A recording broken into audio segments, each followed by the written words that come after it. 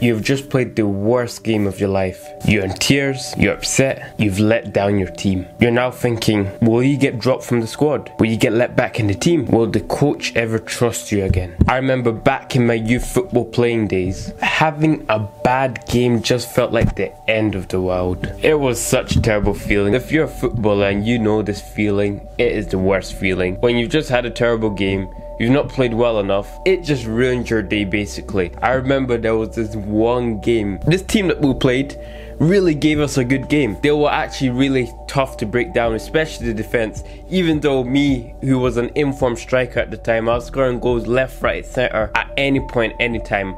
I was very confident at this point because of how well I was playing. So with the way the game was going, so it was like 2-2, so both teams had 2 goals each, and the game was going attack to defense, defense to attack. It was end to end for both teams. So as you can imagine, this was such an entertaining game for the fans. If you watch football, any game, when it gets to the final 20, 15, 10 minutes, that's when the teams actually go for it. That's when, like, now one of us is looking to win the game, to end the game off. So within these final minutes, our team was able to have possession of the ball. The ball went to the winger, and then when the winger got it, I made a very nicely timed run in behind. So as soon as I made the run, our winger from our team played the ball in behind.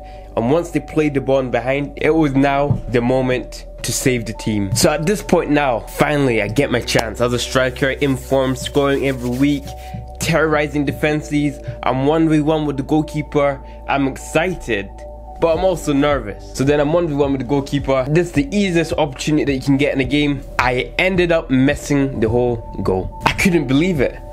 My teammates are shocked. The fans are surprised. My coach couldn't believe it. And that was the game finished. I remember going back into the car. If you know, when you play away games as a footballer, when you go back in the car, once you've lost a game, or you go back on the team minibus, it's the worst feeling.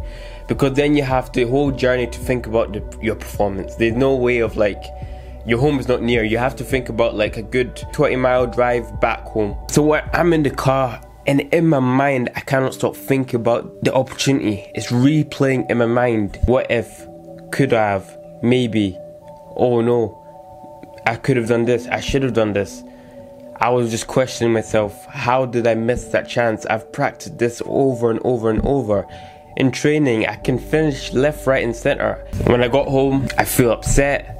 I'm sad. You feel defeated because you could have won the game for the team. The only thing that mattered to me is playing the next game, which will be in 7 days. This is actually a common thing with footballers, the best of the footballers at the highest level. A good example is Neymar Jr. In the last World Cup in 2022, Brazil lost to Croatia in the World Cup quarter-final, and after the game, Neymar posted on Instagram, and his first word highlights that I am psychologically destroyed. If you ask any footballer, the feeling of losing, nobody wants to lose. You don't take losing well. You become obsessed with winning. The reason why we feel like this as footballers, we literally dedicate our life to the sport, to everything that we do. We invest every little bit of time just to become a footballer. Our diet, our football boots, our clothes, our recovery time, our sleep, our dedication, our priorities, all evolves around the pursuit of becoming a footballer. If we invest everything into football, then why would losing not hurt? Tell me.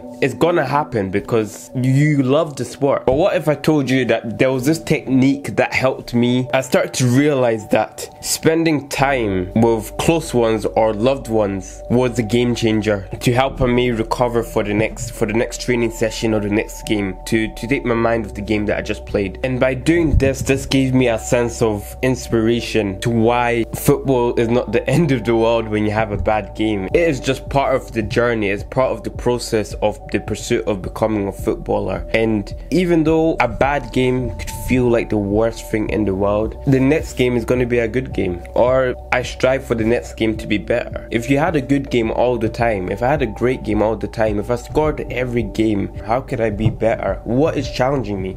Because that means I'm not being challenged, and if I'm not being challenged, how can I grow? How can I improve as a footballer? Start appreciating the journey.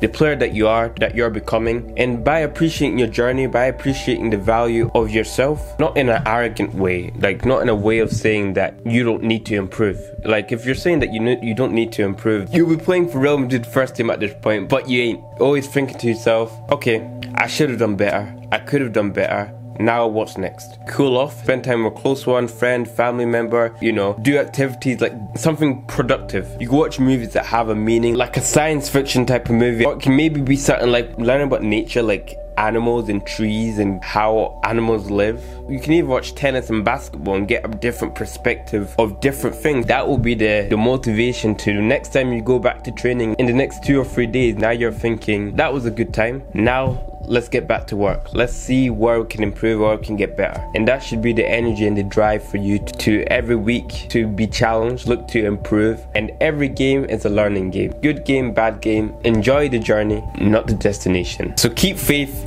keep believing, and never give up.